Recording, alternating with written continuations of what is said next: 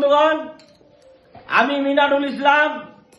আমি 2002 সালে আমি ভোট দিয়েছিলাম, ভোটার লিস্টে নাম ছিল আমার 2002 সালে যে এপিক নাম্বার ছিল, আজকে 2026-এ আমার সেম এপিক নাম্বার একই আছে। আমি এসআইআর হিয়ারিং নোটিশ পেয়েছিলাম, কারণ 2002 সালে যে অশিক্ষিত লোকগুলো ভোটার তালিকা করেছিল, সেখানে আমার এমডিটা মোহাম্মদ মিনারুল মোহাম্মদ লাগাইনি। আজকে তারপরে আমি কিন্তু আমার পাসপোর্ট এবং অ্যাডমিট কার্ড দিয়ে 1998 সালে আমি মাধ্যমিক পাস করেছিলাম। আমি এই অ্যাডমিট কার্ড দিয়ে আমি কিন্তু এমডি মিনারুল করেছিলাম। এই অশিক্ষিত বর্বর এই জ্ঞানেশ কুমারের জন্য আজকে আমি হিয়ারিং নোটিশ পেয়েছিলাম। আমি এই হিয়ারিং নোটিশে আমি আমার পাসপোর্ট, আমি আমার মাধ্যমিক পাস, উচ্চ মাধ্যমিক পাস, আমি সার্টিফিকেট, অ্যাডমিট সব দিয়েছি।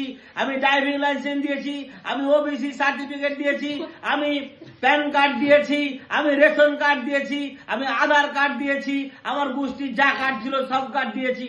তবুও আমার কিন্তু এই 2026-এ যে নতুন লিস্ট বেড়েছে, আমাকে আন্ডার জুডিশন করা হয়েছে। এই কারণটা আমি বুঝতে পারছি না। আমি বুঝতে চাইছি ভারতবর্ষের যতগুলো আমলা আছে, যতগুলো সরকারি কর্মচারী আছে, যারা এই এসআইআর লিস্ট করছে, তারা কি অশিক্ষিত বর্বর যে আমার এই নামটা আমার নামটা আন্ডার জুডিশন করেছে? আমি এই দুটা মানবো কেন? কারণ আমি 2002 সালে ভোট দিয়েছিলাম, আমার তখন যে এপিক নাম্বার ছিল, আজকে 2026-এ আমার এপিক নাম্বার সেম আছে।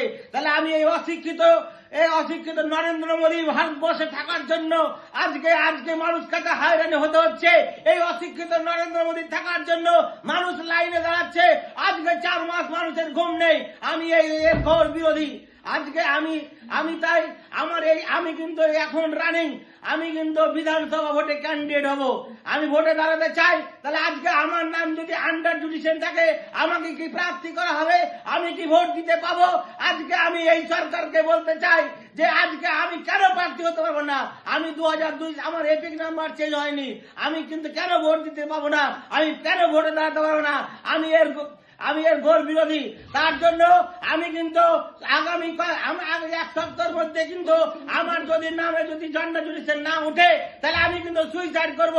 আমার এই মৃত্যুর জন্য দায়ী থাকবে পশ্চিম ভারতবর্ষের অশিক্ষিত নরেন্দ্র মোদী এবং জ্ঞানেশ কুমার এবং রাজ্যের মুখ্যমন্ত্রী মমতা ব্যানার্জি সহ আরো যারা আছে।